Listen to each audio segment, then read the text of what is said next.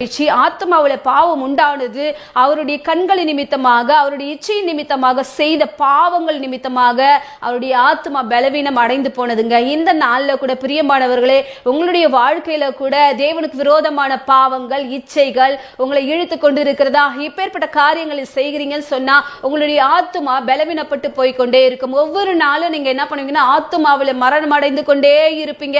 அந்த வியாதி உங்களை தாக்கும் பொழுது எப்படியாக ஒரு சரீரம் கெட்டு போயிட்டு மரணத்துக்குள்ளாக கொண்டு போயிட்டு விடுகிறதோ, அதே போல உன் ஆத்மாவுக்குள்ள கிரியை செய்கிற அந்தரங்க பாவங்கள், உன்னுடைய ஆத்மாவுக்குள்ள கிரியை செய்கிற இச்சையின் காரியங்கள், இதெல்லாம் உன்னை மேற்கொள்ளும் பொழுது, உன்னால எதிர்க்க முடியாத நீ பாவத்துக்குள்ளாக உட்படும் பொழுது உன் ஆத்மா செத்து போகக்கூடியதாக இருக்கிறது. இப்படியாகத்தான் தாவீது தன்னுடைய சரீரத்தை பாவத்துக்கு உட்படுத்தின பொழுது அவர் சரீரத்துல நல்லா இருந்தாரு, திடமா இருந்தாரு, ஆத்மாவில செத்து போனதை உணரக்கூடியவராக இருந்தார். பிரியமானவர்கள், இந்த நாள்ல கூட எத்தனை பேர் என்னுடைய ஆத்மா தேவனுக்கு பிரியம் இல்லாமல் அழிந்து போகிறது, என் ஆத்மா கெட்டு போயிட்டு இருக்குது, தேவனுக்கு பிரியம் இல்லாமல் இருக்குது என்பதை அறிந்தவர்களாக செயல்பட்டு கொண்டிருக்கிறீங்க. இந்த மகன் எவ்வளவாக மனமுகந்து தேவ சமூகத்துல தன்னுடைய தவறை உணர்ந்து தேவனிடத்துல மன்னிப்பை கேட்கிற, என்ன குணமாக்குங்கப்பா, நான் என் ஆத்மாவில பலவீனப்பட்டு போயிட்டு ஆத்மா செத்து போயிடுச்சுன்னா தேவனுக்கு முன்பாக நம்ம போய் நிலை நிற்க முடியாதுங்க. தேவ சமூகத்துல போயிட்டு கர்த்தருடைய சமூகத்துல நம்மளால இருக்க முடியாது. ஆகையினால தான் பிரியமானவர்களே, உங்களுடைய ஆத்மா பலவீனப்பட்டு போகாதபடிக்கு